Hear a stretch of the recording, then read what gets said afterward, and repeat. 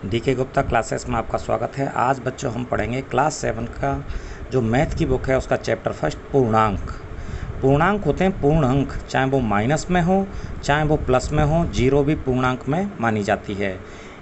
Plus में 1 2 3 4 5 6, minus में -1 -2 -3 -4 -5 -6, ऐसे ही आगे की ओर बढ़ रहे हैं। ये प्लस वाले भी आगे की ओर बढ़ रहे हैं। एक आता है योज्य प्रतिलोम। योज्य प्रतिलोम का मतलब होता है उल्टा।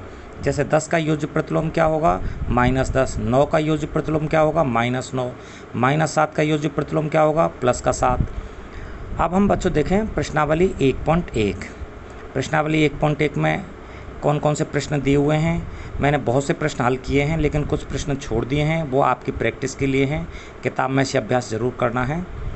पहला प्रश्न है, किसी विशिष्ट दिन विभिन्न स्थानों के तापमानों को डिग्री सेल्सियस में निम्नलिखित संख्या रेखा द्वारा दर्शाया गया है। एक संख्या रेखा है जिसमें 0 है इधर बीच में, और यहाँ पर संख्या रेखा द्वारा श्रीनगर है, लाहौल स्पीति है, शिमला है, ऊटी है, बंगलौर है, इनके तापमानों को दर्शाया गया है। तो जैसे इस शिमला का तापमान दे रखा है 5 डिग्री सेल्सियस, ऊटी का दे रखा है 10 से आगे चलेंगे 15 से पहले है, यहाँ पे ये 5 भागों में विभाजित है। ऊटी का दे रखा है 14। ऐसे ही बंगलौर का दे रखा है 20 से आगे 21 22 डिग्री सेल्सियस। श्रीनगर का दे रखा है 0 से इस साइड में चलेंगे, हम बाईं ओर चलेंगे तो ये माइनस में हो जाएंगे, -1 -2 डिग्री सेल्सियस दे रखा है श्रीनगर का।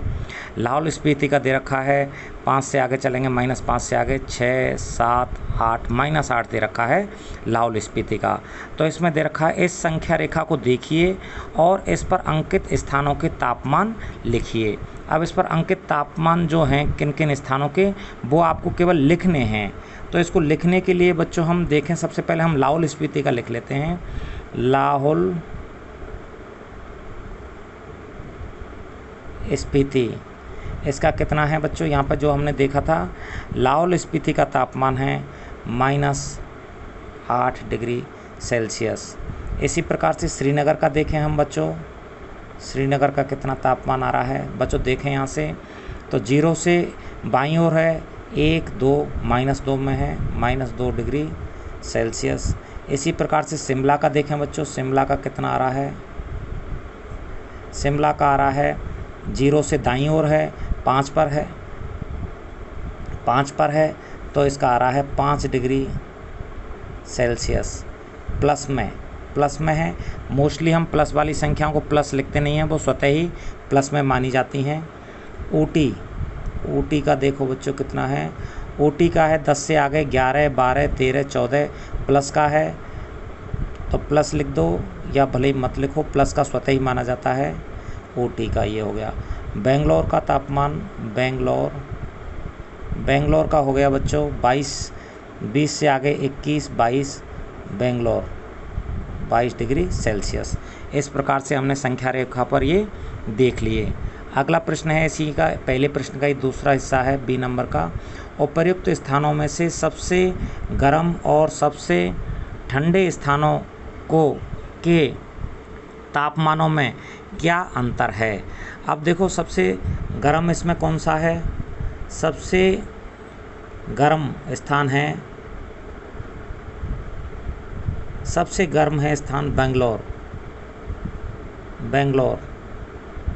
इसका तापमान कितना है बच्चों बेंगलोर का 22 डिग्री सेल्सियस। और सबसे ठंडा कौन सा है, सबसे ठंडा है स्थान है लाहौल स्पीति।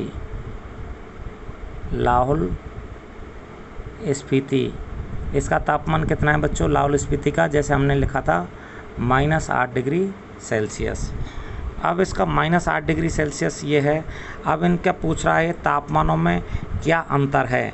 अंतर निकालने के लिए हम 22 डिग्री सेल्सियस जो है इसमें से -8 डिग्री सेल्सियस को घटा देंगे। अब जब माइनस का माइनस से गुणा होता है या ऋण का ऋण से गुणा होता है तो ये प्लस हो जाता है, तो ये हो जाएगा 22 + 8 = 30 डिग्री सेल्सियस। इसमें क्या हो गया, तापमान में अंतर हो गया। तीसरा प्रश्न है बच्चों इसमें, लाहौल स्पीति और श्रीनगर के तापमानों में क्या अंतर है। लाहौल स्पीति और श्रीनगर। लाहौल स्पीति का तापमान हम यहाँ पे लिखे हैं बच्चों, लाहौल स्पीति का कितना है, लाहौल स्पीति का तापमान बताओ बच्चों कितना है। लाहौल स्पीति का है -8 डिग्री सेल्सियस और श्रीनगर का तापमान है श्रीनगर का -2 डिग्री सेल्सियस। श्रीनगर का कितना है, -2 डिग्री सेल्सियस। अब देखो बच्चों कैसे घटाएंगे इसको, अंतर निकालना है तो आपको -2 डिग्री सेल्सियस जो है इसमें से -2 में से आपने -8 को घटा दिया। अब मैंने जैसे पहले बताया था, माइनस माइनस का जो गुणा होगा या ऋण ऋण का जब गुणा होगा तो ये प्लस हो जाएगा। इसको ऐसे भी लिख सकते हैं हम, तो इसका उत्तर आ जाएगा 6 डिग्री सेल्सियस। अंतर कितना हो गया बच्चों इसमें, 6 डिग्री सेल्सियस। अगला प्रश्न है, क्या हम कह सकते हैं कि शिमला और श्रीनगर के तापमानों का योग शिमला के तापमान से कम है। क्या इन दोनों स्थानों के तापमानों का योग श्रीनगर के तापमान से भी कम है।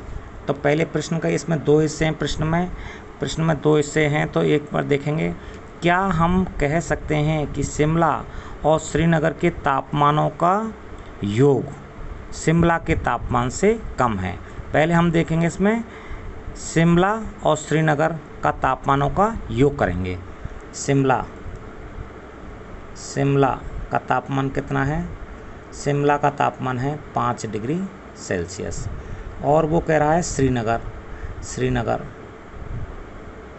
का तापमान कितना है बच्चों, -2 डिग्री सेल्सियस।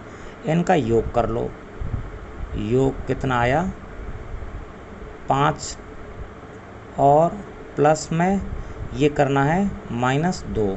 अब प्लस है बाहर तो चिन्ह नहीं बदलेगा, गुणा करने पर चिन्ह नहीं बदलेगा, तो इसका उत्तर आ जाएगा 3। अब वो कह रहा है इसमें कि शिमला और श्रीनगर के तापमानों का योग शिमला के तापमान से कम है। शिमला का तापमान कितना था बच्चों, 5 डिग्री सेल्सियस और इनका योग कितना है 3 डिग्री सेल्सियस। तो इसमें उत्तर आ जाएगा हाँ, शिमला के तापमान से कम है। शिमला के तापमान से कम है। क्या कम है, योग, जो ये योग किया था वो 3 आया था, तो इसलिए योग कम है। इस प्रश्न का दूसरा हिस्सा है, क्या इन दोनों स्थानों के तापमानों का योग श्रीनगर के तापमान से भी कम है।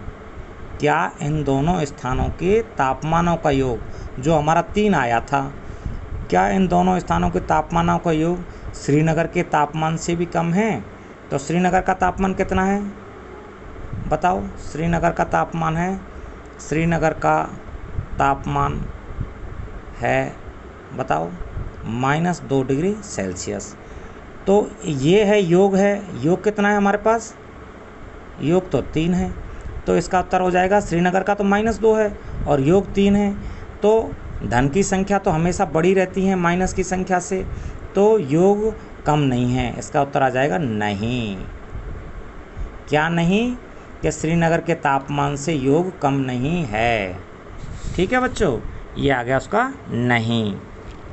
अगला देखें प्रश्न, इसमें अगला प्रश्न क्या है। अगला प्रश्न है बच्चों इसमें दूसरा प्रश्न है इसी प्रश्नावली का, किसी प्रश्नोत्तरी में सही उत्तर के लिए धनात्मक अंक दिए जाते हैं और गलत उत्तर के लिए ऋणात्मक अंक दिए जाते हैं।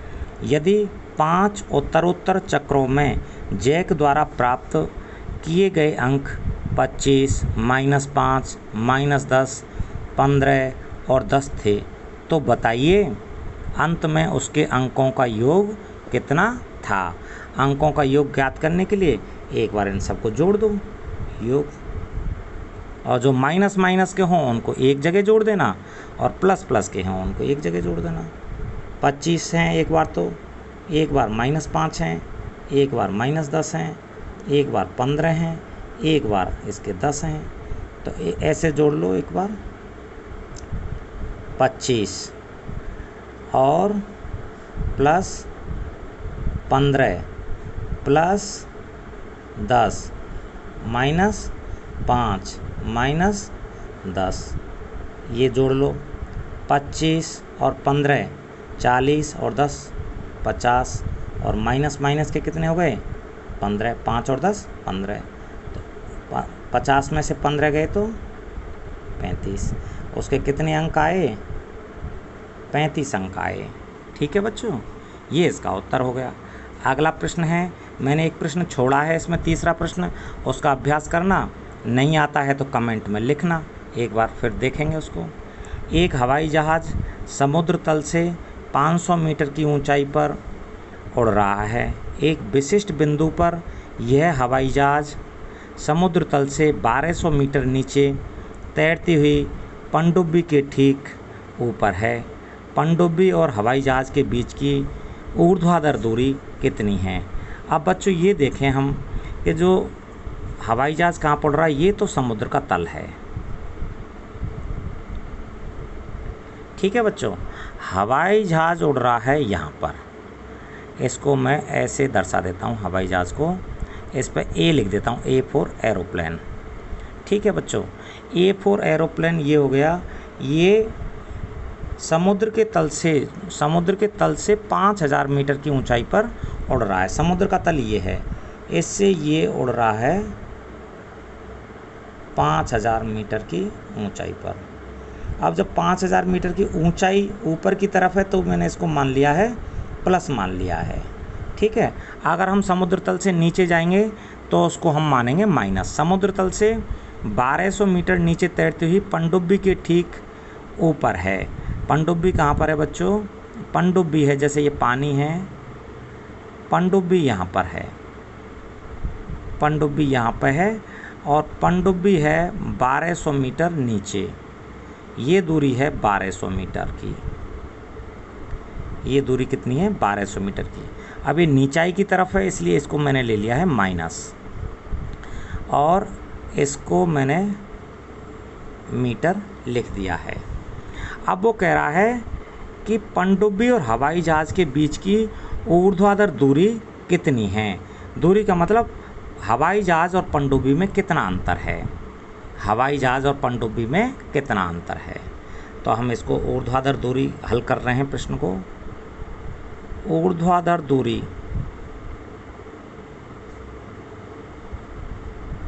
ऊर्ध्वाधर दूरी निकालने के लिए हमने क्या किया, 5000 में से अंतर, और ये हमने पहले ही लिया था -1200, क्योंकि ये नीचाई की ओर है, ये ऊपर की ओर है, इसलिए हमने इसको प्लस लिया, इसको माइनस लिया है। अब मैंने बच्चों पहले ही बताया था, जब माइनस माइनस का गुणा होगा तो वो प्लस हो जाए। गुणा इसलिए हो रहा है, कोष्टक खोलने पर ये एक तरह से गुणा का चिन्ह है। 5000 और माइनस माइनस हो गया प्लस, ये आ गया 1200। 5000 और 1200 जोड़े, जो मात्रक है वो मात्रक ज़रूर लगाना। 6200 क्या है, 6200 क्या है, ये है मीटर, मीटर, तो ये 6200 मीटर है इसका आंसर। अगला प्रश्न है बच्चों, रीता बिंदु ए से पूर्व की ओर बिंदु बी तक 20 किलोमीटर की दूरी तय करती है। उसी सड़क के अनुदिश बिंदु बी से वह 30 किलोमीटर की दूरी पश्चिम की ओर तय करती है। यदि पूर्व की ओर तय की गई दूरी को धनात्मक पूर्णांक से निरूपित किया जाता है, और तो पश्चिम की ओर तय की गई दूरी को आप कैसे निरूपित करोगे। बिंदु ए से उसकी अंतिम स्थिति को पूर्णांक से निरूपित, किस पूर्णांक से निरूपित करोगे। अब प्रश्न में कहा गया है कि जो बिंदु ए है वहाँ से रीता चलना शुरू करती है। रीता कोई लड़की है, यहाँ से चलना शुरू करती है, बिंदु ये ए है। अब यहाँ से जब बच्चों हम जब नक्शे भी मानचित्र पढ़ते हैं तो ये ध्यान रखना थोड़ा सा कि उसमें इस प्रकार से होता है 4 दिशाओं का, कि सबसे ऊपर तो होती है उत्तर दिशा, जिसको हम नॉर्थ बोलते हैं एन से। नीचे होती है दक्षिण दिशा, जिसको हम साउथ एस से। इधर होती है राइट साइड में, इधर को होती है पूर्व दिशा, इसको हम ईस्ट ई से। और इधर होती है पश्चिम दिशा, पश्चिम वेस्ट। ऐसे दर्शाएंगे हम, है ना। ये मानचित्रों में भी काम आएगी और गणित के ऐसे सवाल करने में भी हमारे काम आएगी। अब जैसे ये बच्ची है रीता यहाँ पे, अब ये रीता क्या है, ये किधर गई है, पहले ए से पूर्व की ओर बिंदु बी तक 20 किलोमीटर की दूरी पर गई है। ए से बिंदु बी की ओर, ये मान लिया हमने 20 किलोमीटर हो गया है, ये मैंने किलोमीटर को km रख दिया है, और ये बिंदु बी हो गया। ठीक है बच्चों, ये पश्चिम की ओर गई है, तो सॉरी पूर्व की ओर गई है ये वाली। अब ये कह रहा है अगला पार्ट सवाल के उसमें कि सड़क के उसी सड़क के अनुदिश बिंदु बी से वह 30 किलोमीटर की दूरी पश्चिम की ओर तय करती है। अब देखो बिंदु बी पे रीता यहाँ पे पहुँच गई है, अब वो इसी सड़क के अनुदिश इस प्रकार से फिर दोबारा से चलना शुरू करती है वो, और यहाँ तक आ जाती है। यहाँ से 20 तो यही हो गई, 10 यहाँ तक आ जाती है। जैसे ये बिंदु कोई सी मान लो, यहाँ तक आ गई है। पहले वो बच्ची यूँ से पूर्व दिशा में गई है बी तक, और बी से पश्चिम दिशा में यहाँ पे आ गई सी बिंदु पर। शुरुआत कहाँ से करिए, ए बिंदु से। अब वो सवाल कह रहा है बच्चों कि तो पश्चिम की ओर तय की गई दूरी को आप कैसे निरूपित करोगे। अब आप बताओ, जब पूर्व की दूरी हमने कैसे तय करी, पूर्व की दूरी को हमने कैसे निरूपित किया था, धनात्मक। तो पश्चिम की दूरी कैसे हो गई बचाओ बच्चों, पूर्व की इधर धनात्मक मानिए तो पश्चिम की इधर को ऋणात्मक हो गई। पश्चिम की दूरी कैसी हो गई, दूरी कैसी हो गई, ऋणात्मक। अब देखो अगला प्रश्न कह रहा है इसमें, बिंदु ए से उसकी अंतिम स्थिति को पूर्णांक से निरूपित करोगे। किस पूर्णांक से निरूपित करोगे, तो पूर्णांक से हम निरूपित करेंगे बिंदु ए से -10 मीटर दूरी, -10 मीटर दूरी। बिंदु ए से किधर है, -10 मीटर, क्योंकि 20 तो इधर हो गई, और ये टोटल दूरी कितनी हो गई थी, 30 किलोमीटर। तो इधर का हिस्सा ये कितना बचा, ये 10 किलोमीटर बचा। और लेकिन दिशा इसकी इधर है, पश्चिम की तरफ है, इसलिए पश्चिम की दिशा को हम क्या लेंगे, माइनस, क्योंकि हमने पूर्व की दिशा को धनात्मक लिया है, इसलिए पश्चिम की दिशा को क्या लेंगे, माइनस लेंगे। अगला सवाल है बच्चों, मैंने 6वें के बाद 7वां सवाल लिया है, 5वां सवाल बीच में छोड़ा है, वो आपके लिए छोड़ा है। किसी मायावी वर्ग में प्रत्येक पंक्ति, प्रत्येक स्तंभ एवं प्रत्येक विकर्ण की संख्याओं का योग समान होता है। बताइए निम्नलिखित में से कौन सा वर्ग एक मायावी है। ये कहना ये चाहता है सवाल कि इस लाइन में योग इतना ही आना चाहिए, इस लाइन में इतना ही आना चाहिए, इस लाइन में इतना ही आना चाहिए, ये विकर्णों का योग भी इतना ही आना चाहिए 3 संख्या का, और इस संख्या का भी इतना ही आना चाहिए। जिसमें समान हो, मायावी मतलब जो मैजिक वर्ग आते हैं कि जिनमें सभी का टोटल समान है, ऐसा तो मैं इसमें से वर्ग छांटना है। अब बच्चों जैसे इसमें देखें हम, इसमें ये है 5, ये -1, ये -4 है, इसका टोटल कितना हो जाएगा, प्लस के 5 हैं, माइनस के भी 5 हो जाएंगे, तो टोटल हो जाएगा 0। चलो ये इसका 0 हो गया।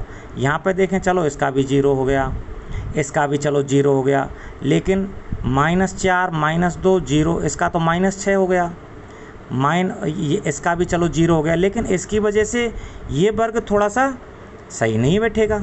यहाँ देखें, 1 प्लस का है, माइनस के 10 हैं, तो यहाँ पर आ जाएगा माइनस का 9, ठीक है। माइनस के 4, माइनस के 3, माइनस के 2, यहाँ पे भी माइनस के 9 आ जाएगा, ठीक है। माइनस के 6, माइनस के 7, ये माइनस के 13 हो गए, और माइनस के 13 में से 4 गया तो ये हो गया -9, ठीक बात है। चलो ये देखें, 1 -3 और -7, अगर हम ऐसे टोटल करें, इस प्रकार से टोटल करें, तब देखें -7 -3 ये हो गए -10 और 1 ये प्लस का है, तो इसलिए इसका टोटल भी -9 है। ठीक बात है। इसका टोटल देखें बच्चों, यहाँ पर ये ऐसे भी करवाना चाहता है हमसे कि -3 और -6, इसमें 0 को जोड़ा तो 0 को जोड़ने या घटाने से कोई फ़र्क नहीं पड़ेगा। -3 और -6 बराबर -9। हाँ, ये मायावी वर्ग है, अर्थात सेकंड नंबर का जो है वो कैसा है, मायावी या मैजिक वर्ग या मैजिक स्क्वायर, मैजिक स्क्वायर।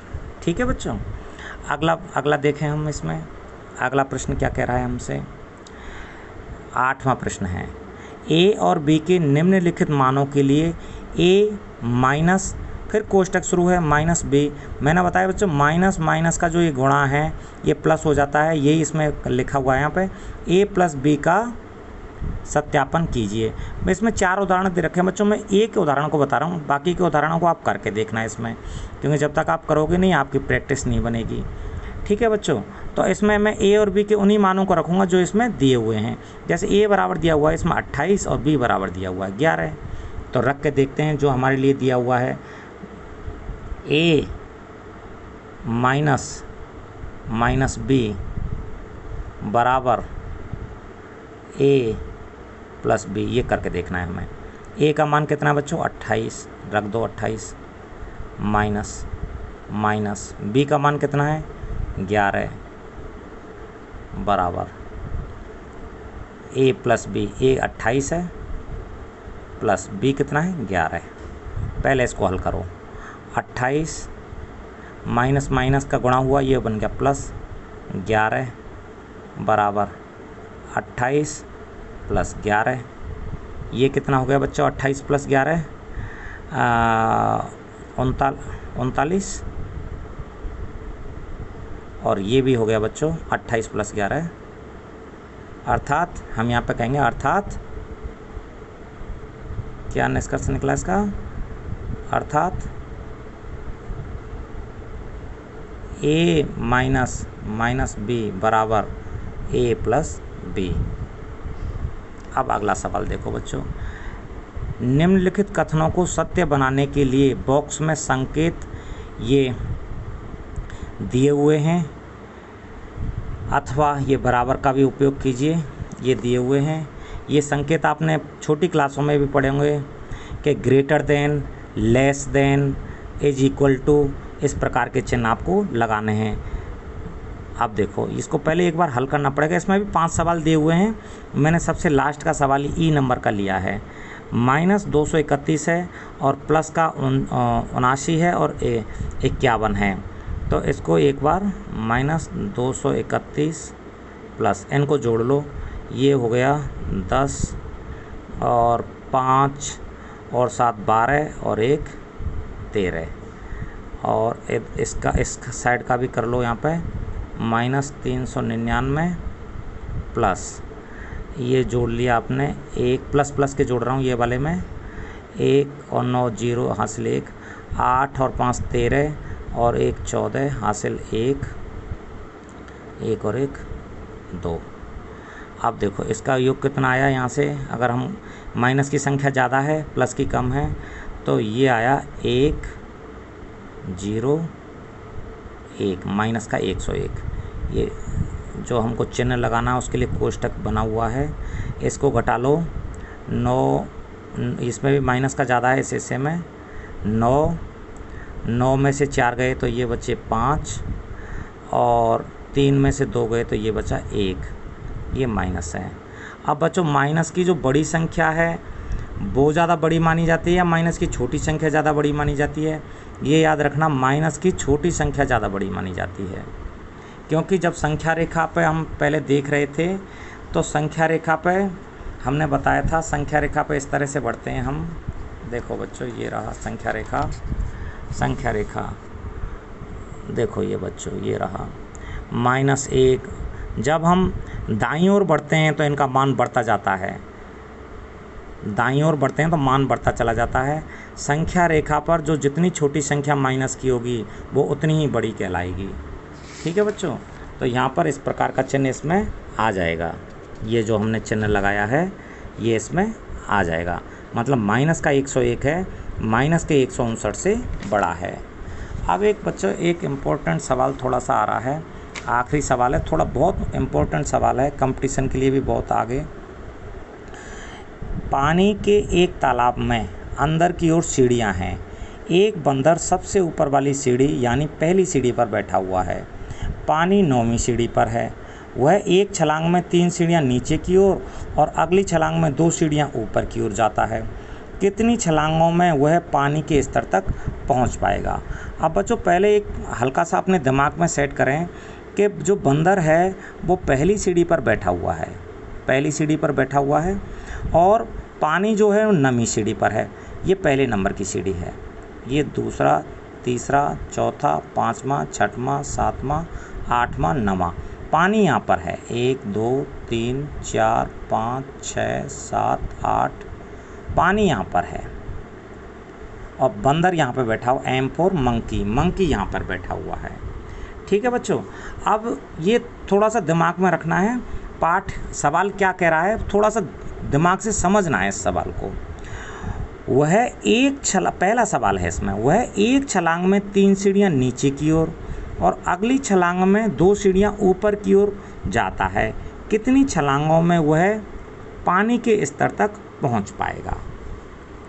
अब देखो बच्चों, मैं एक चीज़ ले रहा हूं इसमें कि जो नीचे की ओर आ रहा है उसको मैं माइनस लेके चलूँगा। जैसे हम शुरुआत से लेते चले हैं कि नीचे की ओर हम माइनस, जैसे ही ऐसे आएगा वो उसको मैं लूँगा ऋण से, और ऊपर की ओर जाएगा उसको लूँगा मैं प्लस से। ठीक है, अब जब वो छलांग लगाता है बच्चों तो एक छलांग में 3 सीढ़ियाँ नीचे की ओर आता है, 3 सीढ़ियाँ नीचे की ओर आता है देखो, और दूसरी छलांग में क्या करता है बच्चों, वो बंदर जो है वो दूसरी छलांग में 2 सीढ़ियाँ ऊपर, हमने ऊपर की ओर प्लस का चिन्ह दर्शाया है। अब हमको करना क्या है इसमें बच्चों, आखिर में इसमें करना ये है, हमको कितना नीचे आना है, हमको पहली सीढ़ी पर तो है वो, हमें 9वीं सीढ़ी पर आना है, मतलब हमें 8 सीढ़ियाँ पार करनी है, केवल 8 सीढ़ियाँ पार करनी है। इसका मतलब हमें नीचे की ओर -8 तक आना है, क्योंकि पहली पर तो है वो, 9वीं पर आना है, नीचे को आना है, इसलिए नीचे को हमने क्या लिया है -8, पहले बता दिया मैंने। नीचे को क्या लेना है, माइनस लेना है हमें, और ऊपर को हमने प्लस लेना है। ठीक है, तो पहली छलांग में आया -3, दूसरी छलांग में गया +2, मतलब ऊपर की ओर गया। अच्छा, इस प्रक्रम से वो कितना आया बच्चों, 1 सीढ़ी नीचे आया। अब दूसरी प्रक्रम करो, दूसरी प्रक्रम में क्या हुआ, -3 दोबारा से वो नीचे आया, और दूसरी छलांग में जो लगाई उसने 2 ऊपर चला गया। तो इस वाले प्रक्रम से भी वो अल्टीमेटली 1 सीढ़ी नीचे आया। फिर तीसरी बार वो, मतलब ये 4 छलांग लगा चुका है यहाँ पर वो बंदर, 1 2 3 4 छलांग लगा चुका है। 5वीं छलांग में हम देखें बच्चों, फिर दोबारा से उसका यही 3 सीढ़ी नीचे आ गया, 2 सीढ़ी ऊपर चला गया। कितना आ गया, अल्टीमेटली 1 सीढ़ी नीचे आया, 3 सीढ़ी नीचे आ चुका है, हमें तो -8 तक ले जाना है।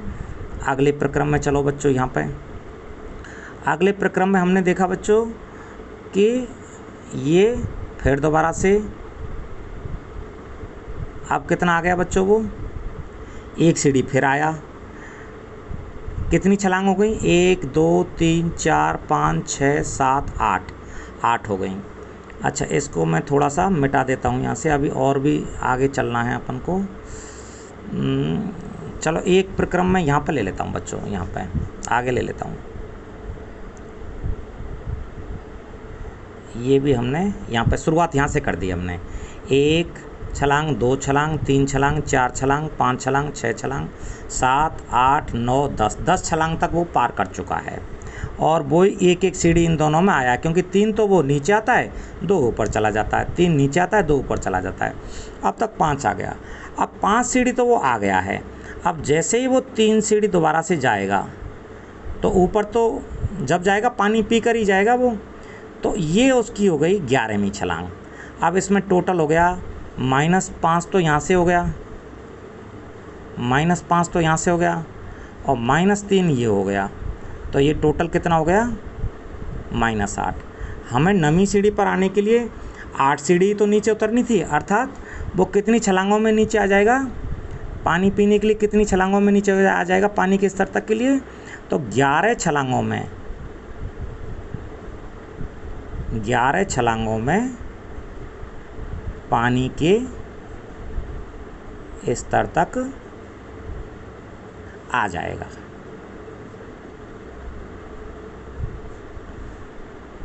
आ 11 छलांगों में। अब बच्चों अब दोबारा से हम देखें दूसरे प्रश्न को एक बार। इसमें जो दूसरा प्रश्न दे रखा है, पानी पीने के पश्चात वह वापस जाना चाहता है। इस कार्य के लिए वह एक छलांग में 4 सीढ़ियाँ ऊपर की ओर और अगली छलांग में 2 सीढ़ियाँ नीचे की ओर आता है। कितनी छलांगों में वह वापस सबसे ऊपर वाली सीढ़ी पर पहुंच जाएगा? अब बच्चों हम देखें दूसरे प्रक्रम में हम दोबारा से वो बना लेते हैं। 1 2 3 4 6 7 8 9 सीढ़ियाँ। यहाँ पर पानी है बच्चों, है ना। अब बंदर यहाँ पर है, अब वो यहाँ पर पहुँचना चाहता है, इस जगह पहुँचना चाहता है, अर्थात फिर वो 8 सीढ़ी ऊपर चढ़ा, क्योंकि नमी पर तो वो है। 1 2 3 4 5 6 7 8 8वीं पर चढ़ना चाहता है। अब मैंने जैसे पहले बात करी थी बच्चों, जो हम ऊपर को लेंगे वो प्लस लेंगे और नीचे को लेंगे वो माइनस लेंगे। जैसे पहले इसमें बात करी थी, यहाँ पर ऐसी मैं इसमें बात कर रहा हूँ।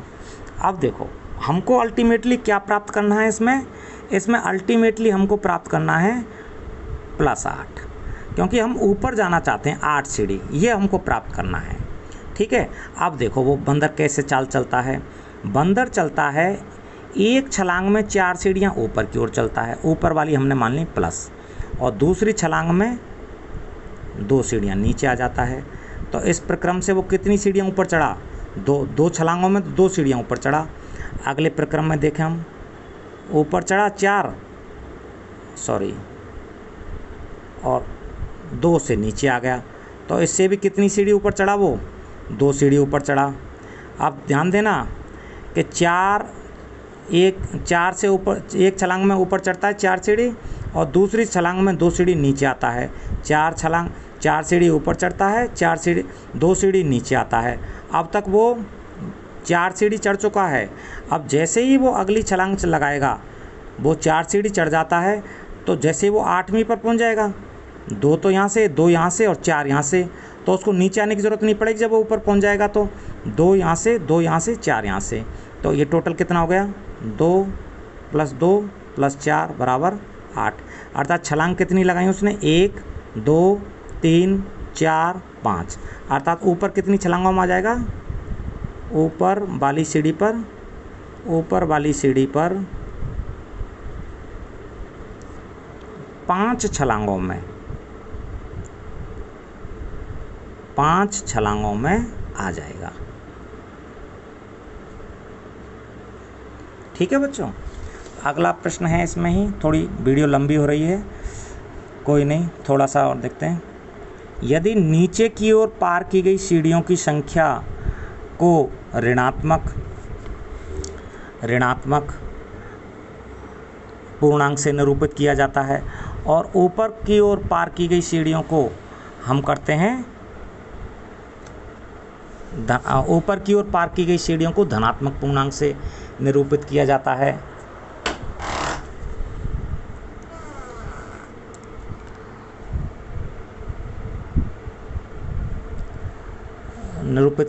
तो निम्नलिखित को पूरा करते हुए भाग 1 और भाग 2 में उसकी गति को निरूपित कीजिए। ये जो बच्चों हमने जो पहले किया है, बस पहले और दूसरे जो सवाल में वो किया है, वो की वही हमें उतारना है, क्योंकि हमने उसी के अनुसार से ये हल किया है। ठीक है बच्चों। जैसे देखें इसको एक बार, ए नंबर में हमने क्या किया था, यहाँ से सेम टू सेम ऐसा देख लेंगे हम, सेम टू सेम जो ये है उसको देख लेंगे कि इसमें हमने जो किया है उसको ही सेम टू सेम उतार देंगे। ये प्रक्रम हमने किया था यहाँ पे। तो देखो बच्चों, यहाँ पे हमने क्या करना है, यहाँ पे करना है, जब हम नीचे आए थे -3 + 2 -3 + 2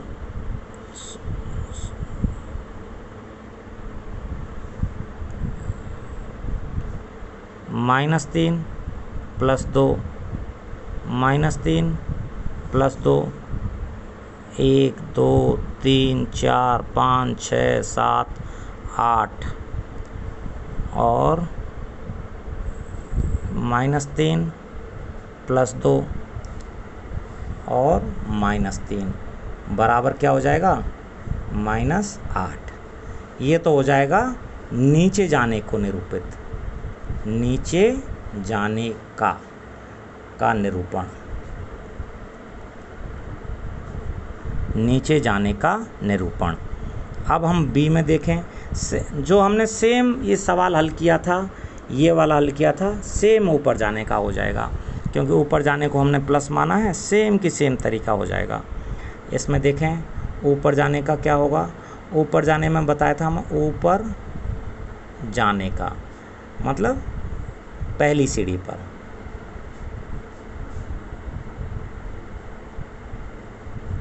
क्या होगा तरीका, क्योंकि जो बंदर है वो एक छलांग में 4 सीढ़ी ऊपर चढ़ता है और 2 सीढ़ी नीचे उतर जाता है, 4 सीढ़ी ऊपर चढ़ता है, 2 सीढ़ी नीचे उतर जाता है, और अगली 4 छलांग में वो 8 को प्राप्त कर लेगा, क्योंकि उसको 8 ही तो चढ़नी है।